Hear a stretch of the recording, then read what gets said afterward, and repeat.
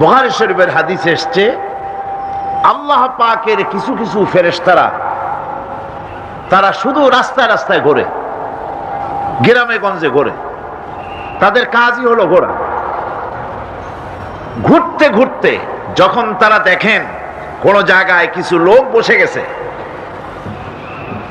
এবং আল্লাহ পাকের জিকির করছে, আল্লাহর কোরআনের আলোচনা করছে, তখন এক ফেরেশতা আর এক ফেরেশতাকে ডেকে বলে, তোমরা যে কারণে ঘুরছো আসো, সেই লোকগুলি পেয়ে গেছে।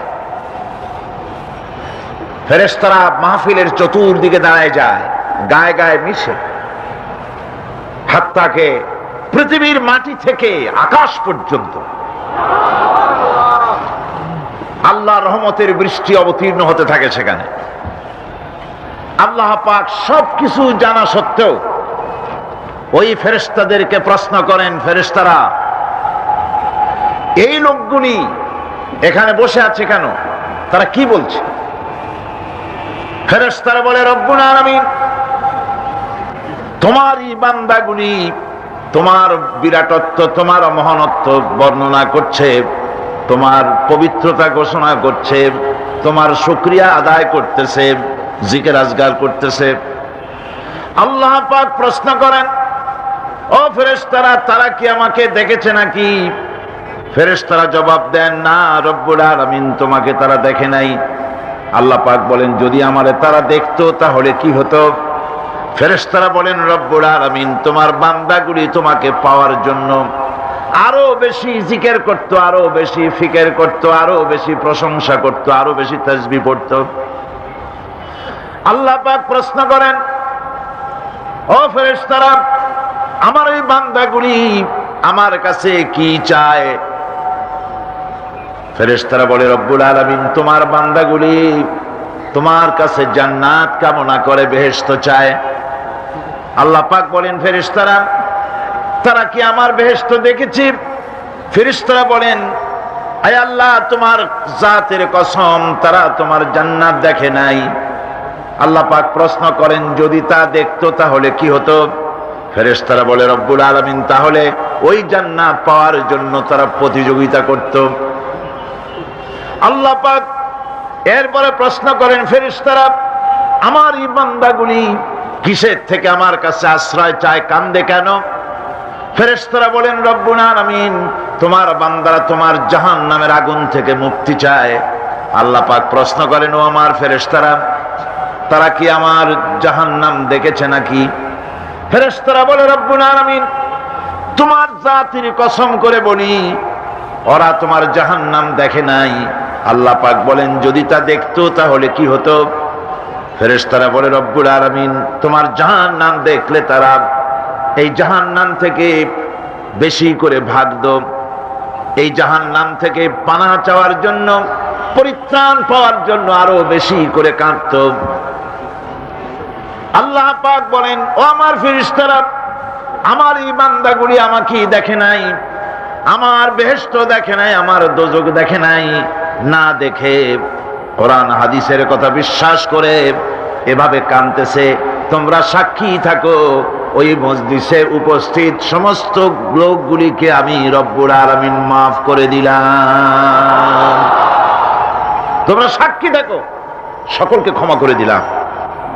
একজন ফেরেশতা তখন দাঁড়াবেন, একজন ফেরেশতা দাঁড়িয়ে বলবে, আয় আল্লাহ তুমি সবাইকে মাফ করে দিলে ঠিক আছে, কিন্তু অমুক, নাম নিয়ে বলবে, অমুক সে তো কোরআন শুনতে আসে নাই, সে তো জিকির করতে আসে নাই, সে তো জিকিরের মাহফিলের উদ্দেশ্যে, কোরআনের মাহফিলের উদ্দেশ্যে আসে নাই, সে আসতেছিল এমনি এমনি আসছিল নিজস্ব কাজে। কিছু লোক দাঁড়ানো আছে, বসে আছে দেখে সেও দাঁড়ায় গেল, তারও তুমি মাফ করলে।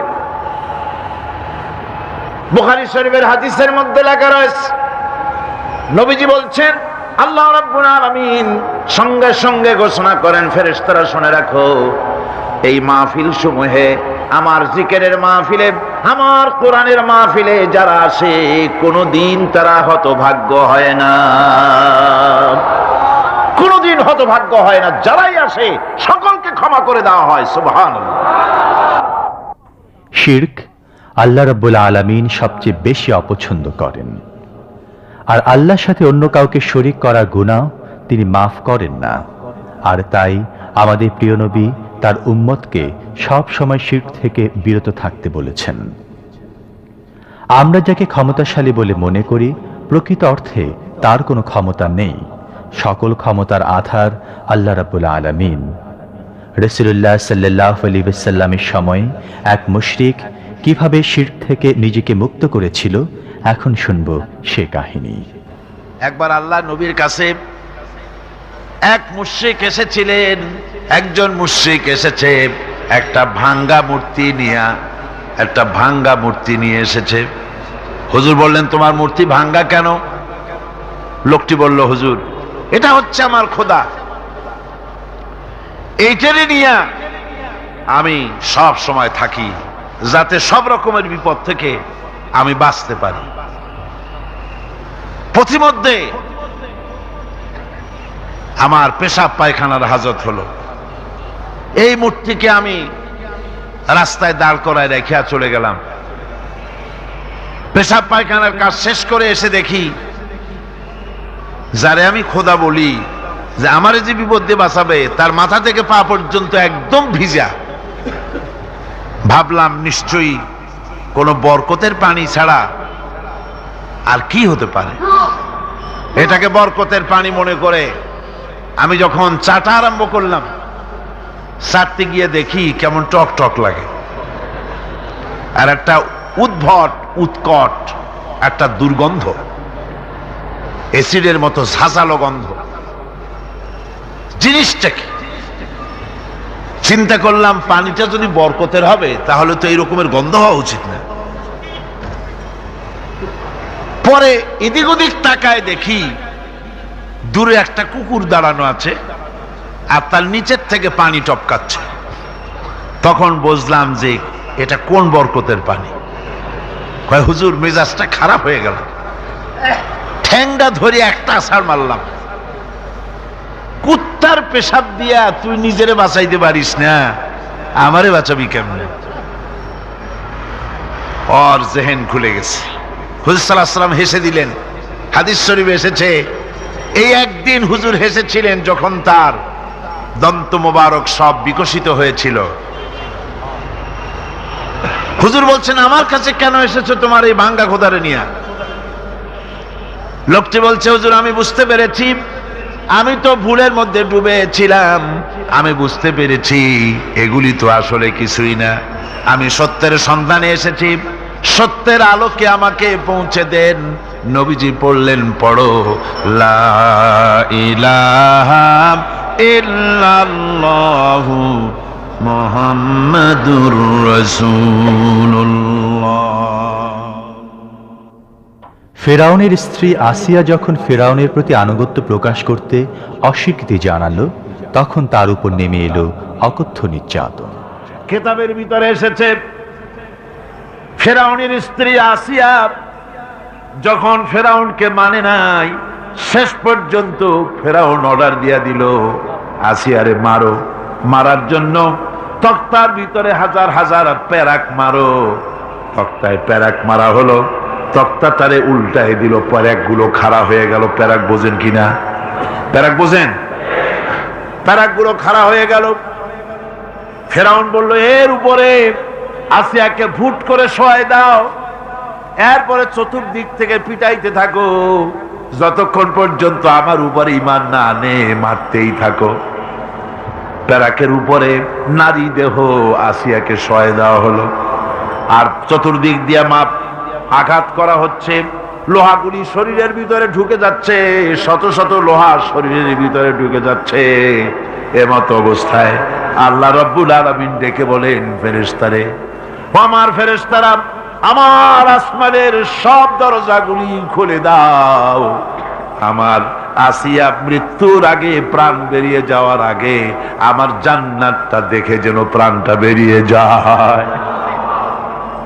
আল্লাহর এই রাস্তায় মানুষ জীবন দিতে কুণ্ঠাবোধ করে না, যদি ঈমান বিল্লাহ, আল্লাহর প্রতি ঈমান মজবুত হয়ে যায়, তার জীবনের মোটেও পরোয়া হয় না। জীবন দিয়েছেন আল্লাহ, এই জীবন দিব, কাকে ফিরায় দেব? বিপদ এলে আমরা আল্লাহকে স্মরণ করি, আর কেটে গেলে তাকে বেমালুম ভুলে যাই। আমাদের প্রায় সবারই অবস্থা এরকম।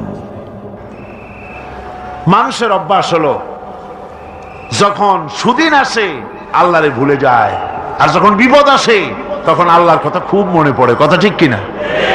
কোরআনে কারীম বলছে, ওয়াইদা আনআমনা আলাল ইনসানি আ'রাদা ওয়া নাআ বিজানিবিহি ওয়াইদা মাসসাহুশ শাররু ফাযু দুআইন আরিদ। আল্লাহ রাব্বুল আলামিন বলেন, যখন আমি বান্দাকে নিয়ামত দেই, নিয়ামত পেলে পরে তখন সেই পিঠ প্রদর্শন করে আমারে বুড়ো আঙ্গুল দেখায়, আর যখন বিপদ আসে তখন লম্বা চৌড়া দোয়া শুরু করে যায়। দেখেন না, যখন তুফান হয়, ঝড় হয়, টর্নেডো হয়, বরকি হয়, প্রচন্ড ঝড় এসেছে, এই ঝড়ের মোকাবেলায় কাঁদতে থাকে, আল্লাহ আমারে বাঁচাও, রক্ষা করো।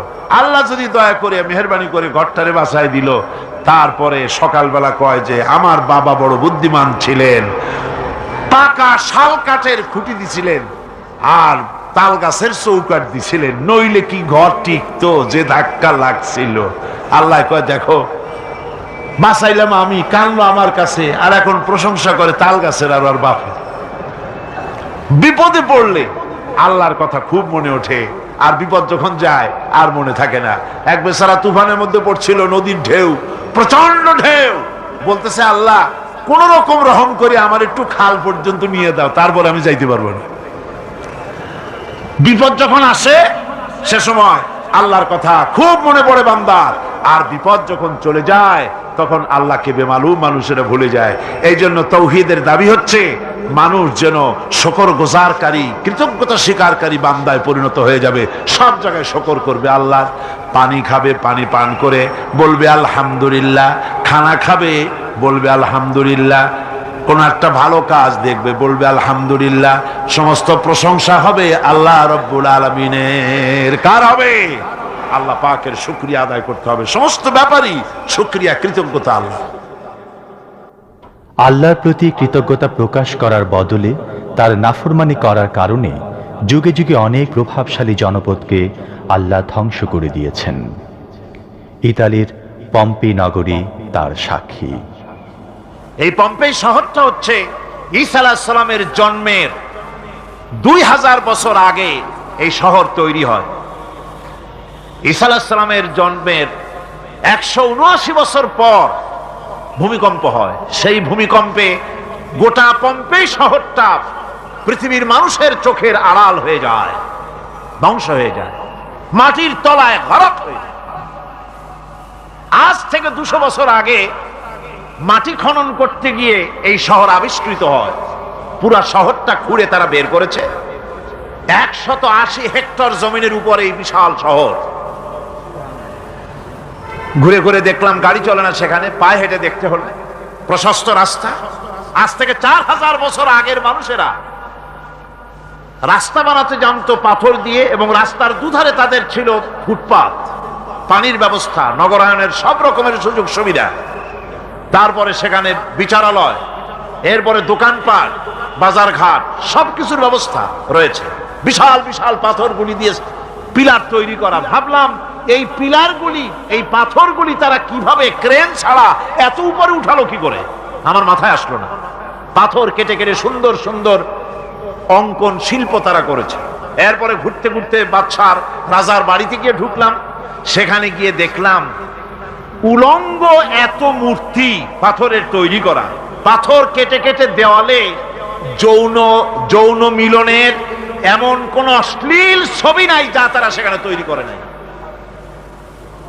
উলঙ্গ মূর্তি আর উলঙ্গ যৌন মিলনের অসংখ্য ছবি দিয়ে এই এলাকা ভরা। তখন আমি বুঝলাম আল্লাহর গজব হওয়ার কারণটা কি, এই শহরটা মাটির নিচে গরক হয়ে যাওয়ার কারণটা কি।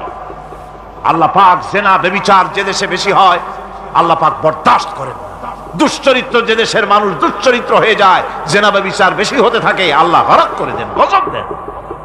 এই গজব এক এক সময় এক এক রকমের হয়ে আসে। কখনো মাটির নিচে দাবায় দেন, কখনো মহামারী, কোন দেশে কলেরা, কোন দেশে জলোচ্ছ্বাস, কোথাও ভূমিকম্প, আর সর্বশেষ এই জেনাবে বিচারের জন্য আল্লাহ পাকের চূড়ান্ত এই যৌনতার অশ্লীলতার জন্য চূড়ান্ত গজব বর্তমান বিশ্বের জন্য এইডস। আল্লাহ পাক এই গজব দিয়েছেন। বন্ধুগণ, আমি সেই জায়গা, আমি সেখানে যা দেখলাম যে আল্লাহ পাক পাহাড়গুলিকে কিভাবে উড়াবেন, এটা অস্বীকার করার কোনো উপায় নাই। বিশ্বাস তো করতামই, তবে হযরত ইব্রাহিম আলাইহিস সালাম যেমন বলেছিলেন, রব্বি আরিনি কাইফা তুহিল মাউতা, হায় আল্লাহ তুমি মরাকে জিন্দা করবা কেমনে? আল্লাহ পাক বলেন, আওয়ালাম তুমিন, তুমি বিশ্বাস করো না? ইব্রাহিম আলাইহিস সালাম বললেন, বালা, অবশ্যই বিশ্বাস করি, ওয়ালাকিন লিয়াতমাইন্না কলবি, যদি চোখে দেখতাম তাহলে আমার অন্তরাত্মা খুব ঠান্ডা হতো।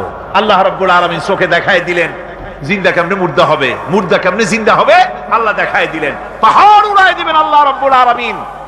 একথা কলিজার মধ্যে এটার উপর ঈমান বিশ্বাস, কিন্তু আল্লাহ চোখে দেখায়ছেন, ঈমান আরো মজবুত হয়েছে, যা ছিল আরো মজবুত হয়েছে। সুবহানাল্লাহ।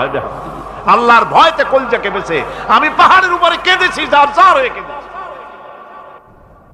যুগে যুগে অনেক ভণ্ড নবীর দাবিদার দুনিয়ায় এসেছিল।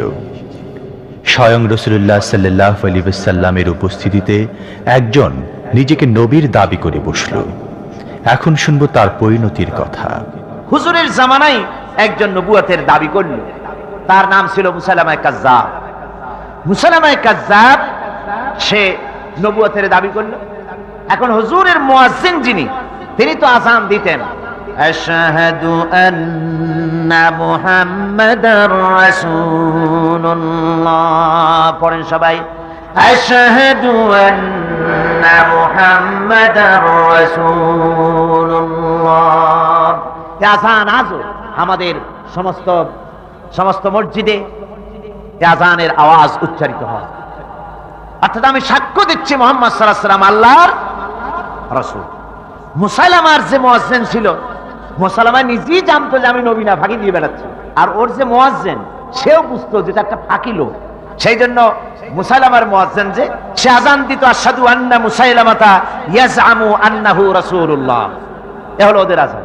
ওর ধারণা, ও একথা বলছে যে আমি সাক্ষ্য দিচ্ছি মুসাইলামা ধারণা করে যে সে নবী, এটা হলো ওর আযান। এখন লোকেরা বলছে, মুসাইলামা আপনি তো নবুয়তের দাবি করলেন, তো মুহাম্মদ সাল্লাল্লাহু আলাইহি ওয়াসাল্লামকে তার উম্মতেরা বিভিন্ন বাগানে নিয়ে যায় বরকতের জন্য। উনি যে কুয়ার কাছের থেকে যান, পানি না থাকলে কুয়া ভরে যায়, যে বাগান থেকে যান সে বাগানে ফসল কম থাকলে ফসল বেড়ে যায়। আপনি এই ধরনের কিছু কিরামতি মুজিজা আমাদের দেখান। তোমরা আমারে নেও না, আমি দেখাবো কি করে, নিয়ে যাও। এরপরে যখন ওরে নিয়ে যাওয়া হলো, দেখা গেল যে কুয়ার পাশের থেকে নিয়ে যায় সে কুয়ায় পানি থাকলে তা শেষ, যে বাগানে নিয়ে যায় সে বাগানের খেরমা খেজুর থাকলে তাও শুকায় সব শেষ। লোকেরা মনে করলো ওর উম্মতেরা যে কি এক পোড়া কবেলে নবী পাইলাম, যে খালি যেখানেই যাই সেখানেই বিপদ, কি মুসিবত। এরপরে লোকেরা ধরলো যে মুহাম্মদ সাল্লাল্লাহু আলাইহি ওয়াসাল্লামের উপরে তো ওহী নাযিল হয়, তো আপনার ওহী কোথায়? কয় যে অপেক্ষা করো, ওহী আসতেছে। এরপরে সে সূরা কাউসারের সাথে প্যারোডি একটা বানায় বলল যে সূরা একটা এসে গেছে। কি সূরা? কয় যে ইন্না আতাইনাকাল আকাক ফাসাল্লি লিরাব্বিকা ওয়াজাক ইন্না শানিয়াকা হুয়াল আবলাক। এর অর্থ হচ্ছে নিশ্চয়ই আমি তোমাকে আকাক পক্ষী দান করেছি, হুতুম পেঁচা তোমাকে দান করেছি, এজন্য তুমি তোমার প্রভুর উদ্দেশ্যে জোরে সোরে চিৎকার মারো। ইন্না শানিয়াকা হুয়াল আবলাক, নিঃসন্দেহে তোমার শত্রু তারা হচ্ছে শ্বেত এবং কৃষ্ণ বর্ণের। বলেন এর কোনো আগামাথা আছে?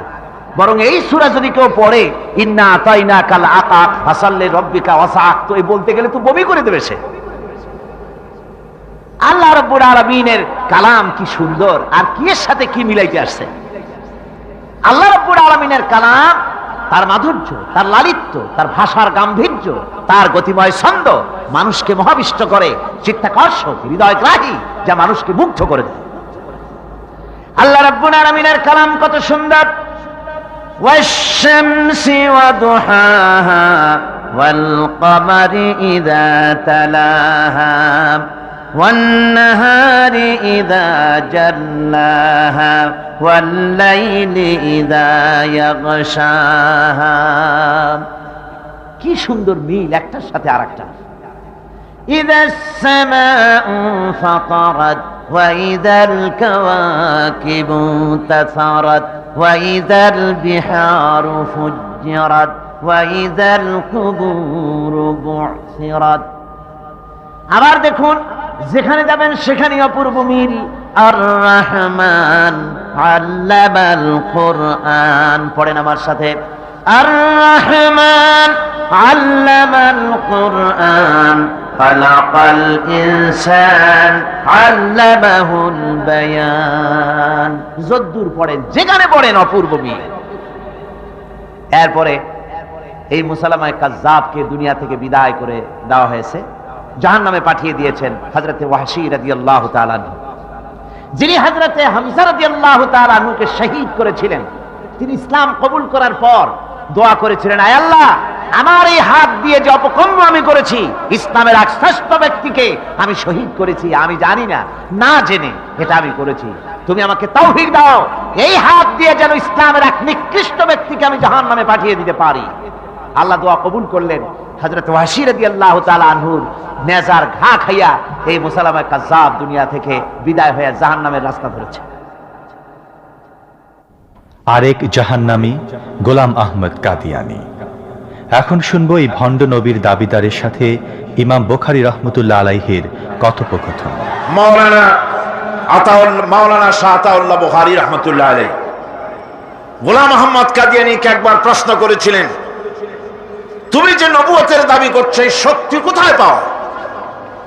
তিনি দলিল চান নাই। কে তোমাকে এই শক্তি জুগিয়েছে? গোলাম আহমদ বলেছে, কোরআন জুগিয়েছে। কোরআন আমার সম্পর্কে বলেছে, ইয়াতি মিন বাদ ইসমুহু আহমদ, আমার পরে একজন আসবেন, হযরত ঈসা আলাইহিস সালাম বলেছেন, যার নাম হচ্ছে আহমদ, আমি তো সেই আহমদ। মাওলানা বুখারী বলেন, আরে বেটা, তোমার নাম তো গোলাম আহমদ। অর্থাৎ ঈসা আলাইহিস সালাম যার পেশেন্টগুই করেছেন, যার ফোরকাস্ট করেছেন, ভবিষ্যৎবাণী করেছেন, তুমি সেই আহমদ, তার গোলাম, সেই আহমদের গোলাম তুমি। গোলাম আহমদ বললেন, দেখুন, আমার নাম হচ্ছে গোলাম আহমদ। এখন আপনি যখন এটা নিয়ে তর্ক সৃষ্টি করলেন, তখন আমি বলতে চাই, আমার নামের প্রথম শব্দ বাদ দিয়ে দিলাম, এই নাম আর ব্যবহার করব না। আমার নামের প্রথম শব্দ হচ্ছে গোলাম। গোলাম বাদ দিলে আমি আহমদ হয়ে যাই, তাহলে তো আর আপনি আপত্তি করতে পারেন না। মাওলানা বুখারী বললেন, যদি তাই হয়, তাহলে নামের প্রথম শব্দ বাদ দেওয়া যদি জায়েজ হয়, তোমার ফতোয়া নিয়ে আমি আমার নামের প্রথম শব্দ বাদ দিলাম। আমার নাম হচ্ছে আতা আল্লাহ, আমার নামের প্রথম শব্দ বাদ দিলে আমি আল্লাহ হয়ে যাই। আর আমি আল্লাহ হয়ে বলছি, তোর মতো গাধাকে আমি নবুয়ত দেই নাই। এরপরে এই গোলাম আহমদ কাদিয়ানীর মৌত হলো। উম্মতেরা তালাশ করে পায় না, নবী গেল কই। 3 দিন পর দুর্গন্ধের চোটে অস্থির টয়লেটের দরজা খুলে দেখে, জনমের মতো খাইয়া পেট ফুলিয়া শেষ হয়ে গেছে।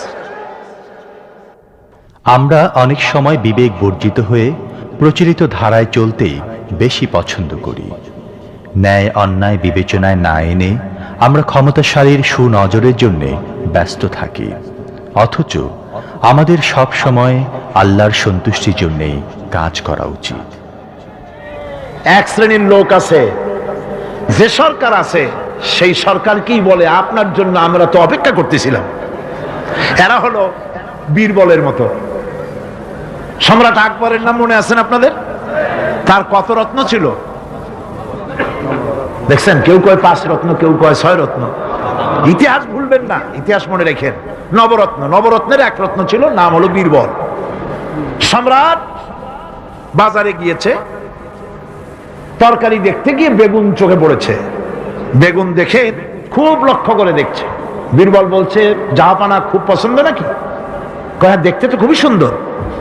বীরবল বলছে, জাহাপানা, এই যে বেগুন, এটার নাম হচ্ছে বাগুন, অর্থাৎ এর অনেক গুণ। এটা যদি ভর্তা করে খান, আপনার মাথার চুল কখনো উঠবে না। এটা যদি ভাজি করে খান, আপনার স্বাস্থ্য ক্রমেই ভালো হবে। এটা যদি আপনি তরকারি মাছের সাথে মিলায় খান, আপনার রাজত্ব আরো দীর্ঘায়ু হবে।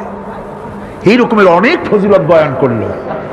তারপরে বলে ঠিক আছে, কেন? ওগুলি কেনা হইলো, ভুক রান্না হইলো, জনমের খাওয়া খাইলো আকবর। এখন বেগুন জন্মের খাওয়া খাইলে যা হয়, টয়লেট রিজার্ভ। মেজাজ খারাপ সম্রাটের। বীরবল এসে দেখে মেজাজ স্ট্রং হয়ে আছে বাদশাহ। জাহাপানা কি হয়েছে? আরে বেটা, তুমি কি তরকারির ফজিলত বয়ান করলা? আমার তো পেটের ব্যথায় অস্থির। কয় হুজুর, এই একটা তরকারি নাকি? ওটার নাম তো বেগুন, ওর কোনো গুণই নাই। এটা খাইলে পরে কাখাউস হয়, পাচড়া হয়, এক্সিমা হয়, ব্রঙ্কাইটিস হয়, নিউমোনিয়া হয়। এটা খাইলে পরে কত লোক মারা গেছে কলেরা বসন্ত হইয়া। এটা একটা তরকারি? আকবর কয় সর্বনাশ, আমার তো পেটের ব্যথা সেরে গেছে তোমার এই বক্তৃতা শুনে। বলে কিরকম? কালকেই বেগুনের এত ফজিলত বর্ণনা করলে, আর আজকেই বেগুনের এত কুচ্ছা বলছো তুমি, একই মুখে দুই রকম। বীরবল বলছে জাহাপানা, কিছু মনে নেবেন না, আমি তো বেগুনের চাকরি করি না, আমি তো জাহাপানার চাকরি করি। কালকে আপনি বলেছেন বেগুন দেখতে সুন্দর, আমার পক্ষে যদ্দূর সম্ভব ফজিলত বয়ান করেছি। আজকে আপনি বলছেন বেগুন খারাপ, আর আমি কি ওই খারাপ ভালো কইয়া আমার কল্যাণটা হারাবো নাকি? আমার দেশের সচিব থেকে শুরু করে সর্বস্তরের অফিসারদের বলবো, সরকারকে খুশি করার জন্য ইসলামের বিরুদ্ধে পদক্ষেপ নেবেন না, ইসলামের পক্ষে থাকুন। এই কথা কখনো ভুলে যাবেন না। আল্লাহ রাব্বুল আলামিন আপনাদেরকে সিংহের মতো, আপনাদেরকে ব্যাঘ্রের মতো ইমানি মজবুতির সঙ্গে ইমানের দায়িত্বের সাথে সরকারি দায়িত্ব পালনের তৌফিক আমার আল্লাহ যেন দান করেন, দোয়া করি। আর ঘরকে হেফাজত করো। কাজী যার ঘর আমি তাকে বলে এসেছি, তার যদি দায়িত্ব থাকে তিনি নিশ্চয়ই ওটাকে হেফাজত করবে। আমার যেটার দায়িত্ব সেই উট ভেড়াগুলি তুমি ফিরায় দাও। আল্লাহ পাক তখন আব্রাহার হস্তি বাহিনী ধ্বংস করলেন, বাইতুল্লাহকে হেফাজত করলেন। মহান রাব্বুল আলামিন সকল ক্ষমতার উৎস, অথচ আমরা বারবার ভুল করি। এ সম্পর্কে বলছেন মাওলানা দেলোয়ার হোসাইন সাঈদী। মুসলমানের জীবনে শ্রেষ্ঠ স্লোগান নারে তাকবীর। আসতে কইলেন কেন?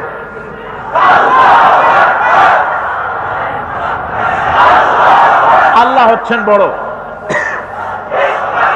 তার থেকে বড় কেউ।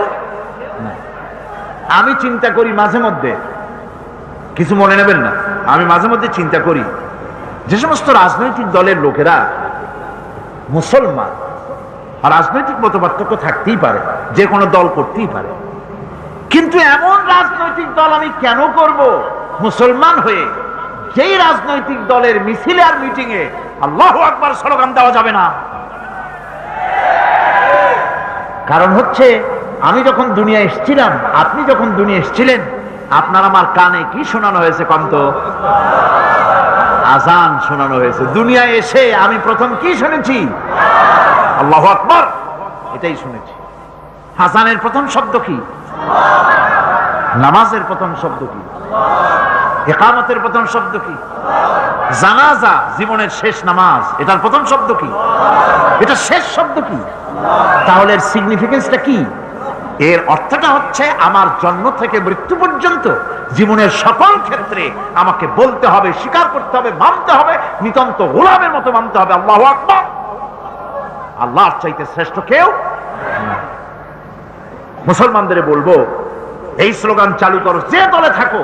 নেতাদের বলো, দুনিয়ার সব স্লোগান দিতে পারবো, কিন্তু আল্লাহু আকবার বলতে পারবো না। এটা যদি নিষেধ করা হয়, এমন দলের কপালে আগুন লাগুক। আমি মুসলমান, আমি মুসলমানের সন্তান। মিছিলে মিটিং এ সর্বত্র আমার প্রথম স্লোগান নারায়ে তাকবীর। মহান আল্লাহ সবকিছুকে অত্যন্ত সুন্দর করে সৃষ্টি করেছেন, মানুষকে বানিয়েছেন তার নিপুণ হাতে। তাই মহান রব্বুল আলামিনের শুকরিয়া আদায় আমাদের একান্ত কর্তব্য। আল্লাযী খালাকা ফাসাওয়া ওয়াল্লাযী কদ্দারা ফাহাদা। তিনি সকল বস্তুকে সৃষ্টি করেন এবং তারপর তার পরিমাপ, তার কর্মপথ, তার হেদায়েত তিনি দিয়ে দেন। তার মানে হচ্ছে তিনি সৃষ্টি করেন, সামঞ্জস্য রাখেন, পরিমাপটা ঠিক করেন এবং পথের নির্দেশ দেন। সৃষ্টি করেই ছেড়ে দেন না, তার হেদায়েত দিয়ে দেন। তার পরিমাপটা ঠিক করেন, সামঞ্জস্য করেন। কিরকম? দেখুন, আপনি যখন দাঁড়ান তখন আপনার পায়ের উপরে হাঁটু থেকে হাঁটুর নিচের যে অংশটা পা পর্যন্ত, ওইটারে কি কয়? পা, নলা। এই তো ঠিক বলছেন, নলা। আপনারা আমাকে সাহায্য করবেন যেখানে আমি আটকে যাই। নলা। এই নলাটা পায়ের সেন্টারে যদি রাখা হতো, বোঝেন ভালো করে, পায়ের সেন্টারে এই জায়গাটা, এটা ধরুন পা, এই জায়গাটায় যদি হতো পায়ের নলাটা, হয় সিতায় পড়তেন, না হয় ফুটোয় পড়তেন। আল্লাহ পাক বলছেন শুধু সৃষ্টি করি না, সামঞ্জস্য এবং পরিমাপ ঠিক করি।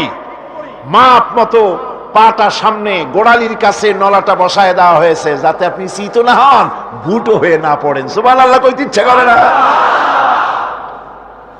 এই নলাটা যদি আঙ্গুলের দিকে আসতো আর পাটা যদি পিছনের দিকে বেশি অংশ থাকতো, যতই সামনে হাঁটতেন ততই পিছনে চলে যেতেন। ভূত নাকি, ভূতের পা থাকে নাকি পিছনের দিকে, বলে লোকেরা, আমি দেখি দেখি নেই। ভূত নাকি সামনে আগাতে গেলে পিছনে চলে যায়। এ পায়ের সামঞ্জস্যটা, অনেক কথা বলবো না, দুই একটা দৃষ্টান্ত দেব, তাতেই বুঝে ফেলবেন। আল্লাহ পাক বলেন শুধু সৃষ্টিই করি না, তার সামঞ্জস্য এবং পরিমাপকে ঠিক করে দেই। মুরগির বাচ্চা ডিমের থেকে বেরোয়, তারে যদি ওর মায়ের শুদ্ধ যদি আপনি ফালায় দেন, পানির মধ্যে ডুবে মরে যাবে। আর ওর মার চিৎকারের চোটে সারা গ্রামের মানুষ এক জায়গায় হবে।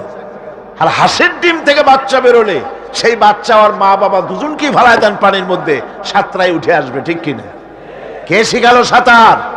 কে শিখালো? শুধু সৃষ্টিই করেন না, আল্লাহ পাক সৃষ্টি করেন, সামঞ্জস্য এবং পরিমাপকে ঠিক করেন এবং তাকে পথের নির্দেশ দেন। এটা হলো সর্বশেষ। সৃষ্টি করে ছেড়ে দেন না। আল্লাহর সাথে কাউকে শিরক করা উচিত নয়। আমাদের সব চাওয়া পাওয়া তার কাছেই হওয়া উচিত। আল্লাহর কাছে বলুন, আমার বন্ধুগণ, আমি আমার ঈমান থেকে কথা বলি, আমি আমার ঈমান থেকে কথা বলি। কোরআন এবং হাদিস পড়ে যতটুকু আল্লাহ বোঝার তৌফিক দিয়েছেন, সেই কথাগুলি পেশ করার জন্য চেষ্টা করি। বন্ধুগণ, এদিক ওদিক কোনো দিকে না ঘুরে মসজিদে যান, মসজিদে গিয়ে নামাজ পড়েন, আর আল্লাহর কাছে হাত পেতে আল্লাহরে বলেন। সেজদা গিয়া যখন রব্বুল আলামিনের দরবারে কিছু চাইবেন, হুজুরের কাছে জিজ্ঞেস করা হয়েছে, হুজুর, বান্দা কখন আল্লাহর নিকটবর্তী হয়ে যায়? আল্লাহর নবী বলেছেন, বান্দা যখন সেজদা দেয় তখন বান্দা একেবারে আল্লাহ পাকের কাছে চলে যায়। আল্লাহর কাছে চান, যা দরকার, ছেলে নাই, মেয়ে নাই, বউ নাই, অথবা চাকরি নাই, প্রমোশন চাই, ব্যবসায় উন্নতি চাই, যা দরকার কাকে বলবেন? মনটাকে পরিষ্কার করুন, আজকে মনটাকে সাফ করুন, সমস্ত দুর্বলতা থেকে মনকে উঠায় আনো, বিশ্বাস করুন, যা চাওয়ার, যা বলার, সবটা আল্লাহর কাছে। কার কাছে? আমি তার গোলাম। আমি কার গোলাম? আল্লাহ ছাড়া কারো কাছে আমার অভিযোগ তুলবো না, সবটা বলবো আল্লাহর কাছে। বলে দেখেন, বলে দেখেন আল্লাহ পাক কিভাবে আপনাকে সাহায্য করেন। সুবহানাল্লাহ। ভাইরা আমার, আল্লাহ রাব্বুল আলামিন রাসূল করিম সাল্লাল্লাহু আলাইহি ওয়াসাল্লামকে বলেছেন, ফাইদা ফারাগতা ফানসাব ওয়া ইলা রাব্বিকা ফারগাব। যখন তুমি খালি হাত হয়ে যাবে, দাঁড়িয়ে যাবে এবং তোমার রবের কাছে মিনতি জানাবে, কিছু যখন থাকবে না, তোমার রবের কাছে দাঁড়ায় যাও আর তার কাছে মিনতি জানাও, তোমাকে আল্লাহ ভরপুর করে দিবেন। ভান্ডের কোনো অভাব নাই। আমাদের ভান্ড হচ্ছে যত দেব তত কমবে, আর আল্লাহর ভান্ড যত দেয় তত সমান সমান থাকে, মোটেই কমে না, মোটেই কমে না। সুতরাং দয়াল বাবা, বাবাজান, কেবলাজান বাবা কি যে কবে আর কি করবে দিশা করতে পারে না। গান বাজনা, তারপরে গোসল শরীফ, কি জানি হাবিজাবি শরীফ, কোন শেষ বেদাত দিয়ে ভরে গেছে। এগুলি বিশ্বাস করবেন না, বিদআত খারাফা, এর সাথে মুসলমানের কোনো সম্পর্ক নাই। গাছ বাজনার সাথে মুসলমানের কোনো সম্পর্ক। হাতে কতগুলো ঢোল নিয়ে তারপরে মাজারের কাছে গিয়ে ঢোল বাজায়, কবরের কাছে। মাথায় কতগুলো চুল, দাঁতে ময়লা, মোষগুলা ঠোঁট দুইটা ঢাইকিয়া দাড়ির কাছে এসে পড়ছে। হায় হায় রে, এই রকমের মোষ আমি মাঝে মধ্যে চিন্তা করি যে দই খায় কেমনে এরা। গাঁজা মদ খাইয়া এগুলো মাজার মধ্যে গিয়ে পড়ে থাকে, আর কি জানি আছে ওইটারে ঘষে আর বলে মদিনা যাব কেমনে, মদিনা যাব কেমন। তুই মদিনা যাবি কেমনে? মদ খেয়ে গাঁজা খেয়ে তুই যাবি মদিনা? একটা কথা হইল? তোর নাপাক কদম আল্লাহ পাকের আরদে মুকাদ্দাসে উঠতে পারে না। বদকার, জিনাকার, শারাবি, কাবাবি, আল্লাহ পাকের নাফরমান। কতগুলা শালু কাপড় গায়ে দিয়া, মাথায় কতগুলা চুল রাখিয়া, তারপরে গ্রামের নামে শরীফ। আশ্চর্য কথা, এই গ্রামের নাম শরীফ, ওই গ্রামের নামের মাথায় গিয়া শরীফ। শরীফ তো মক্কা শরীফ, মদিনা শরীফ, কোরআন শরীফ, হাদিস শরীফ। আর শরীফের দরকার নাই। শরীফের জাত মারছে গ্রামে গ্রামে শরীফ লাগাইয়া। কর্ণফুলী শরীফ, চন্দ্রকোনা শরীফ। আশ্চর্য কথা, শরীফ শব্দের একটা ইজ্জত থাকা উচিত, ঠিক কিনা কন? আপনাদেরকে সতর্ক হতে হবে। আনুগত্য এবং গোলামি সকল ব্যাপারে আল্লাহ পাকের করতে হবে। চাইতে হবে কার কাছে? আল্লাহর কাছে। আমার এই কথা আপনাদের মনে আছে কিনা জানি না। সম্রাট শাহজাহানের সময় এক ফকির, এক ভিক্ষুক ভিক্ষা করে বেড়াতো। 70-80 বছর বয়স হয়ে গিয়েছে। এক লোক বলছে, সারা জীবন তো তোমারে ছোটবেলা থেকে ভিক্ষা করতে দেখলাম। সে বলল, মানুষের দেয় তো 2 পয়সা 1 পয়সা, ভিক্ষা ছাড়া করবোটা কি? লোকটি বলল, তোমার একটা পরামর্শ দেই। একদিন সম্রাটের কাছে গিয়ে যে দেখো, একবারে যা দেবে খাইয়া কুলাইতে পারবে না। সম্রাট শাহজাহান কোথায় আছে এখন? দেখো গিয়া মসজিদে আছে। লোকটি মসজিদের বাইরে গিয়ে দেখে সম্রাট একা হাত তুলে বসে আছে। চোখ থেকে পানি পড়তেছে দর দর করে, দাড়ি ভিজে জামায় পড়তেছে। বহুক্ষণ দাঁড়িয়ে আছে। এরপরে সম্রাট তার মুনাজাত শেষ করে বেরিয়ে আসছেন। ফকিরের সঙ্গে দেখা। ফকির বলল, আসসালামু আলাইকুম। তিনি বললেন, ওয়ালাইকুম আসসালাম ওয়া রাহমাতুল্লাহ। ফকির রওনা করেছে। বাদশা বলছে, তুমি তো একজন ভিক্ষুক মানুষ বলি মনে হয়, আমার কাছে তো কেউ কিছু না চাইয়া যায় না, তুমি যে কিছু না চেয়েই চলে যাচ্ছ। ভিক্ষুক বলছে, জাহাপানা, সত্যি কিছু চাইতে এসেছিলাম আপনার কাছে, কিন্তু আপনার অবস্থা দেখে আমার জ্ঞানের চোখ খুলে গেছে। আমি দেখতে পেলাম আমি যে সম্রাটের কাছে ভিক্ষা চাইতে আসলাম, আমি তো শুধু তাকায় আছি, আমি তো কান্দি না, বরং আমি যার কাছে চাইতে এসেছি তিনি আমার চাইতে আরো নগণ্য ভিক্ষুকের মতো হয়ে কার কাছে যেন হাত পেতে চোখের পানি ফেলে কান্দে। মনে মনে ভাবলাম, সম্রাট কান্দে যে সম্রাটের কাছে, ওই আল্লাহ ছাড়া জীবনে কারো কাছে কিছু চাইব না। আল্লাহর কাছে চাওয়ার অভ্যাস করুন, তিনি দিতে পারেন, সবকিছু তার আছে। এই বিশ্বাস মনের ভিতরে জমাতে হবে, তাহলেই সত্যিকারের মুসলমান আমরা হব। আল্লাহ পাক সত্যিকারের গোলাম আমাদেরকে বানাবেন। আমরা বলি আমিন। আল্লাহর পথে কোনো কাজ গোপনই করা ভালো। মানুষকে প্রদর্শন করে বেশি পুণ্য লাভ হয় না। আল্লাহ পাক বলছেন, ইয়া আইয়ুহাল্লাযীনা আমানু আনফিকু মিন তাইয়্যিবাতি মা কাসাবতুম ওয়া মিম্মা আখরাজনা লাকুম মিনাল আরদ। তোমরা যে উপার্জন করেছো, সেই উপার্জনে তোমাদের জন্য যা উপার্জন করেছো তাই, আর মাটির ভিতর থেকে আমি যা তোমাদের জন্য দিয়েছি তার থেকে ভালো জিনিস, ভালো ভালো জিনিস আমার রাস্তায় খরচ করো। এটা কার অর্ডার? আল্লাহর অর্ডার। আর খরচ করার জন্য ওয়ালা তায়াম্মামুল খাবিসা মিনহু তুনফিকুন, খরচ করার জন্য বাইসা বাইসা খারাপ জিনিসগুলি খুঁজে বেড়াইও না, ভালো জিনিসগুলি আমার রাস্তায় খরচ করো। আর যতদূর সম্ভব গোপনে দিও, যতদূর সম্ভব দান গোপনে করো। মানুষকে শুনায়ও না অমুক জায়গায় দিলাম, বা মানুষকে দেখায় দেখায় দিও না। কোন কোন শহর আছে কোরবানির সময় বিরাট গরু কেনা হয়, সেই গরুর গলায় মালা দিয়া তারপরে শহরে রাস্তায় রাস্তায় ঘুরানো হয়, অমুক মিয়া সাহেব এই গরুটা কোরবানি করবে। এরকম চিটাগংয়ে হয় না, অন্য অন্য জেলায় হয়। জি, এখানেই বেশি হয়। তাই? আশ্চর্য কথা। তাহলে তো উচিত, এরকম যদি উদ্দেশ্য হয় তাহলে বড় মিয়া গরুর সাথে একসাথেই হাঁটা উচিত, লোকেরা বুঝুক কোন বড় মিয়া আর কোন বড় গরু। আপনি এটা করলেন কি জন্যে? এই কাজটা তো নিন্দনীয় কাজ। আর প্রতিযোগিতামূলক কোরবানি করা, প্রতিযোগিতামূলক 35,000 টাকার গরু কোরবানি করা হলো, মানে নাই। মানুষকে শুনাইয়া, মানুষকে দেখাইয়া যদি করা হয় কোনো ফল পাওয়া যাবে না।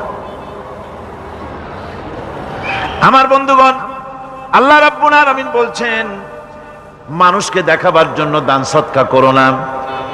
ইন তুবদুস সাদাকাতি ফানি'ম্মা হিয়া ওয়া ইন তুখফুহা ওয়া তু'তুহাল ফুকারা ফাহুয়া খায়রুল লাকুম ওয়া ইউকাফিরু আনকুম মিন সাইয়্যাতিকুম। প্রকাশ্যভাবে খরচ করলে তা ভালো, আল্লাহ পাক বলছেন প্রকাশ্যভাবে খরচ করলে তা ভালো, কিন্তু গোপনে দান করা সবথেকে উত্তম। তবে প্রকাশ্যে দান করতে গিয়ে যদি এটা এই জন্য হয় যে আমি দিলে পরে আরো একজন উৎসাহিত হয়ে দেবে, সমাজ কল্যাণ পরিষদের এত বড় বিশাল মাহফিল, 16 লক্ষ টাকা খরচ হবে, দিলাম আমি 1 লাখ টাকা, এটা শুনাইয়া বলার পর আমার কথা শুনিয়া আরো যাদের টাকা আছে তারা হয়তো 2 লাখ দেবে, এই চিন্তা করে যদি তারগিবের জন্য, উৎসাহ প্রদানের জন্য, ইন্সপিরেশনের জন্য যদি হয়, এই নিয়ত হলে ক্ষতি নেই।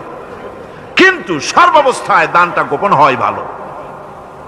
আল্লাহ পাক বলেন গোপনে যদি তুমি দান করো তাহলে আমি রব্বুল আলামিন ওই গোপন দানের বিনিময় তোমার সমস্ত গোপনীয় গুনাহগুলি আমি রব্বুল আলামিন মাফ করে দেব। ইসলাম সম্পর্কে অজ্ঞতা আমাদের জীবনের অন্যতম প্রধান সমস্যা, যার জন্যে ইসলাম থেকে প্রকৃত কল্যাণ লাভে আমরা প্রায়শই ব্যর্থ হচ্ছি। এই সম্পর্কে মুহতারাম মাওলানা আলোচনা করছেন। এই নামাজ মানুষকে অন্যায় কাজ থেকে বাঁচায় দেয়। নামাজ যে মানুষকে অন্যায় কাজ থেকে বাঁচায়, কেমনে বাঁচায়? আমরা যে নামাজ পড়ি এই নামাজে তো আমাদেরকে অন্যায় কাজ থেকে বাঁচাইতে পারে না। নামাজি বহুত মানুষ আছে অন্যায় করে, করে কিনা কোন না করে না? করে। নামাজি অথচ অন্যায় করে। আর আল্লাহ বলছেন নামাজিকে, নামাজ তাকে অশ্লীলতা থেকে ফিরায়। তাহলে কথা কারটা ঠিক? আল্লাহটা। জোরে বলেন কারটা ঠিক? অবশ্যই আমার আল্লাহর কথা হক। আমি ভুল করতেছি, আমি যেন কোথাও ভুল করতেছি, সামথিং ইজ রং, কোথাও যেন আমরা ভুল করে বসতেছি, সেই ভুলটা কি আমরা আবিষ্কার করতে চেষ্টা করবো ইনশাআল্লাহ। প্রথম যে কথাটা সেটা হচ্ছে এই যে আমরা যা নামাজে পড়ি আমরা তা বুঝি না। কথা ঠিক কিনা? আমি যদি এখন প্রশ্ন করি সামি আল্লাহু লিমান হামিদা অর্থ কি কোন, ফার্স্ট ডিভিশনে কয়েকটা লেটার নিয়ে ফেল করবেন এরকম লোক আছেন না নাই? সুবহান রাব্বিয়াল আলা অর্থ কি জানি না, সুবহান রাব্বিয়াল আযীমের অর্থ কি জানি না, দোয়া কুনুত অর্থ কি জানি না, তাশাহুদ অর্থ কি জানি না, সূরা ফাতিহার অর্থ কি জানি না, এমন কি উযুর মধ্যে কয়টা ফরজ তাও অনেকের জানা নাই। কথা কি বেশি বললাম না ঠিক বলছি? একজনের জিজ্ঞেস করলো মিয়া উযুতে কয় ফরজ? কয় হুজুর কি মনে করেন যে বুঝি জানি না? এটা তো সাধারণ ব্যাপার, বলেন না কয় ফরজ? কয় উযুতে তো 17 ফরজ। কি কি? কয় হাত ধোয়া, পাও ধোয়া, মুখ ধোয়া, নাক ধোয়া, চোখ ধোয়া, জিহ্বা ধোয়া, মাথা ধোয়া। বলতে বলতে গুনে দেখা গেল প্রায় 19টার মতো বলছে। বলা হলো মিয়া বললেন আপনি উযুতে ফরজ 17টা, কইলেন আপনি 19টা। কয় হুজুর জানি আরো, বলি না আপনাদের ভয়তে। উযু জানে না, নামাজ জানে না, তাকে এই নামাজ কেমনে ফিরাবে অন্যায় কাজ থেকে? কথা বুঝতে পেরেছেন? নামাজে কি পড়ি? নামাজে দাঁড়ায় গেলাম, আল্লাহু আকবার, অর্থ কি? চিল্লায় কন্না আল্লাহু আকবার। এরকম না, মুসলমানের মতো গলা ছেড়ে দিয়ে চিৎকার দিয়ে বলেন আল্লাহু আকবার। এই আল্লাহু আকবার, আল্লাহ সর্বশ্রেষ্ঠ, তার চাইতে বড় আর কেউ নাই। এই কথা দিনরাত 24 ঘন্টার ভিতরে শত শতবার বলি, একবার দুইবার না, শত শতবার বলি আল্লাহ সর্বশ্রেষ্ঠ। এই কথা বলার পরেও মনের মধ্যে অন্য কেউ বড় হয়, আল্লাহর বড়ত্ব যেভাবে মুখ দিয়া বলি ওইভাবে কার্যত পালন করি না।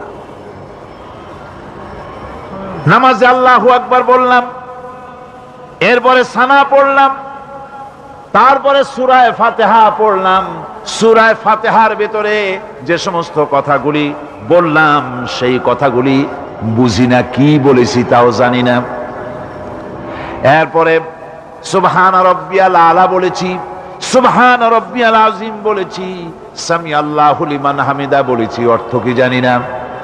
আল্লাহ তা শুনতে পান, যে ব্যক্তি আল্লাহর প্রশংসা করেন তিনি তা শুনতে পান। নামাজের মধ্যে আইডিয়া দেওয়া হচ্ছে, তুমি যে আল্লাহর জন্য নামাজ পড়তেছো, প্রশংসা করতেছো, এটা এমন নয় যে আল্লাহ পাক দেখছেন না বা শুনতেছেন না। তুমি যা বলতেছো, প্রশংসা করতেছো, আল্লাহ পাক তা শুনতে পাচ্ছেন। অনেক কঠিন অপরাধ করেও যদি বান্দা মহান আল্লাহর দরবারে মাফ চেয়ে ধর্ণা দেয়, তাহলে আল্লাহ তাকে ফিরান না, কেননা তিনি তার বান্দাকে অত্যন্ত ভালোবাসেন। আল্লাহ চান বান্দা তার ভুলের জন্য তওবা করুক, তার কাছে মাগফিরাত কামনা করুক। বুখারী শরীফের আরেকটি হাদিস শুনাই।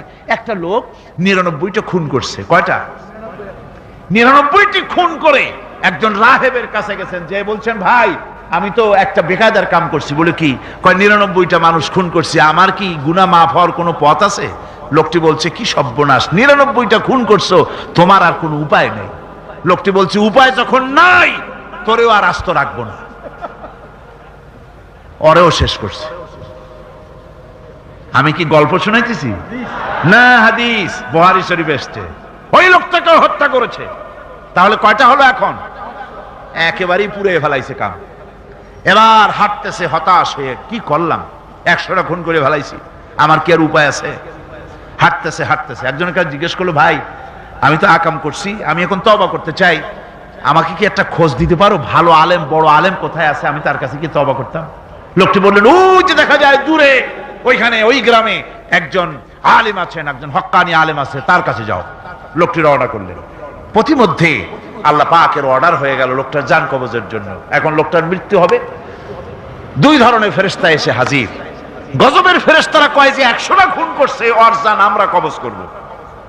রহমতের ফেরেশতারা বলছে এই লোকটা তওবার জন্য পেরেশান হয়ে দৌড়াচ্ছে, ওর জান আমরা কবজ করব। 2 দলে ঝগড়া বেঁধে গেল। আল্লাহর নবী বলেন, ফেরেশতারা যখন ফয়সালা চাইলেন, আল্লাহ রাব্বুল আলামিন ফয়সালা দিয়ে দিলেন। জমিন মাপব, যে দিক থেকে এসেছে সেই দিক বেশি না, জালেমের কাছে তওবা করতে যাচ্ছে সেই দিকে বেশি। কোনটা বেশি? যেটা বেশি হবে তার উপরে ফয়সালা হবে। যদি পেছনে জায়গা বেশি থাকে, সামনে জায়গা যদি কম হয়, তাহলে রহমতের ফেরেশতারা জান কবজ করবে।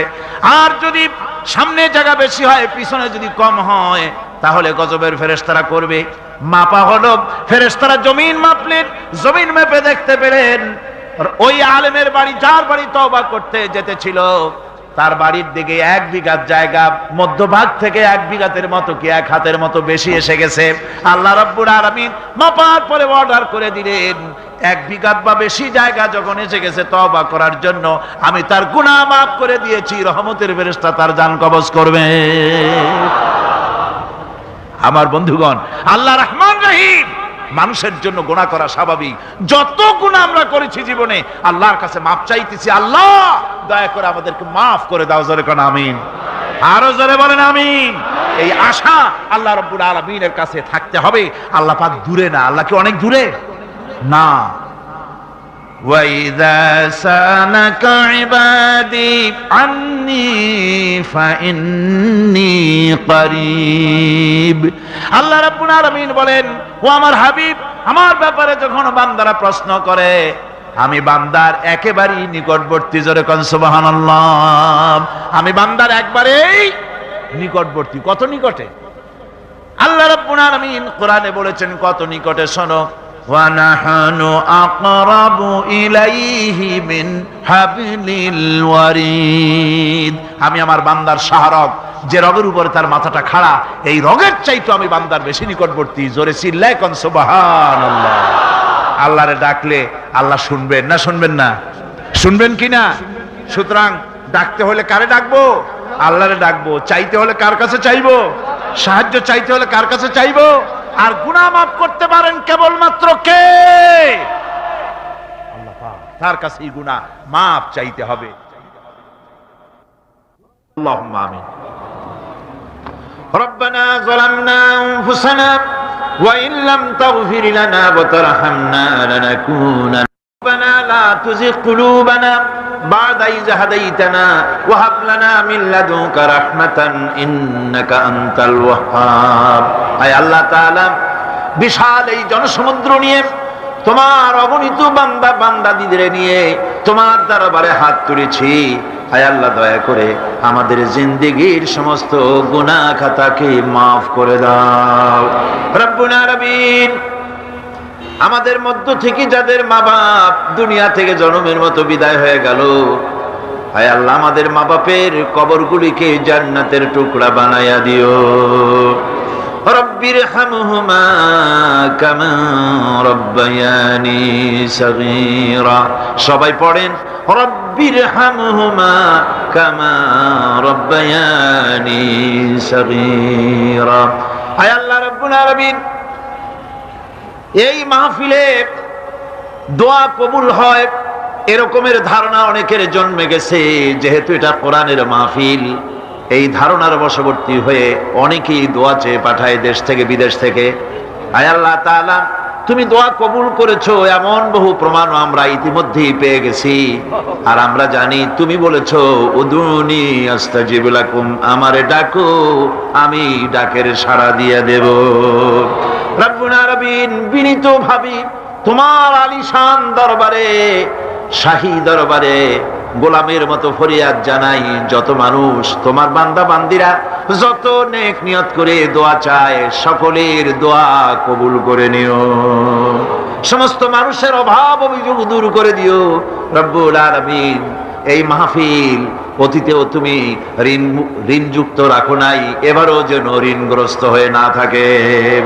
এই শহরে কত বড় বড় ধনী আছে বাবু, তাদের দিলগুলিকে নরম করে দিও। তোমার বান্দা বান্দির দিল নরম করে এই বাজেট যা রয়েছে আল্লাহ, তুমি তা পুরা করে তার থেকে আরো বেশি দিয়ে দিও রব্বুল আলামিন। আয় আল্লাহ তাআলা, কোরআনের মাহফিলে বসলাম, যেই হাদিস দিয়ে মাহফিলটা শুরু করেছিলাম, তোমার হাবিব বলেছেন, কোরআনের মাহফিলে, জিকিরের মাহফিলে, তোমার আলোচনার মাহফিলে, তোমার হাবিবের আলোচনার মাহফিলে কোন মানুষ এসে হতভাগ্য হয় না বলে তোমার হাবিব বলেছেন। তোমার উদ্ধৃতি দিয়ে তিনি বলেছেন, মাবুদ, এই মাহফিলে আমাদের ভাগ্য তুমি বদলাইয়া দাও, আমাদের সাইয়াদ গুলি দয়া করে তুমি হাসানাত দিয়ে বদলাইয়া দাও রব্বুল আলামিন। সমস্ত আলেম ওলামাদের হায়াত দারাজ করে দাও। ইসলামী চিন্তাবিদ, ইসলামী বুদ্ধিজীবী, ইসলাম যারা চায়, ইসলাম যারা ভালোবাসে, তাদের সকলকে আল্লাহ তুমি এক বানায় দাও। আয় আল্লাহ তাআলা, এই মাহফিলে যত লোক উপস্থিত হয়েছে কাউকে তুমি মাহরুম করে দিও না। সকলের ঝুলি তোমার রহমত দিয়ে আল্লাহ তুমি ভরে দাও। আল্লাহুম্মা জিদনা ওয়ালা তানকুসনা وأكرمنا ولا تهنا وأعطنا ولا تحرمنا وآثرنا ولا تؤثر علينا واردنا وأرض عنا يا كريم يا رب العالمين. ربنا تقبل منا إنك أنت السميع العليم وتب علينا إنك أنت التواب الرحيم. سبحان ربك رب العزة عما يصفون وسلام على المرسلين الحمد لله رب العالمين. بحق لا إله إلا الله محمد رسول الله.